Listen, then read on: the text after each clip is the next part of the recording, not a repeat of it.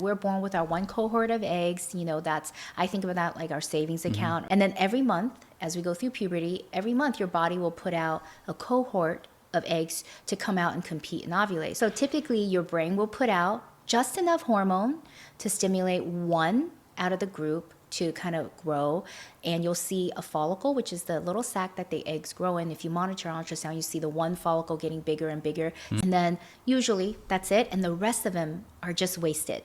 With that, you're wasting a lot of eggs even though you're only ovulating one. So what we do in IVF is we're taking advantage of those wasted resources. People are always worried, does this mean that I'm gonna go through menopause sooner if I do IVF? And I always say, nope, because I cannot touch your savings account, right? But I can help you support this other cohort that usually doesn't get enough stimulation to grow and mature.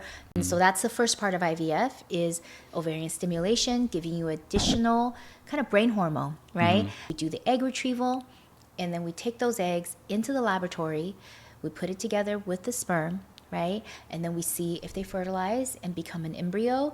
And then in the laboratory, we culture the embryos. So that's really where fertilization and kind of the development of embryos happen, is in the fallopian tubes. And then over a 5 to 6 day period, we see if they can develop into something called a blastocyst, which is about 1 to 200 cells, embryo that has the ability to potentially implant. So in vitro fertilization means we're doing this outside of the body, but we're really doing a lot more things to optimize your chances.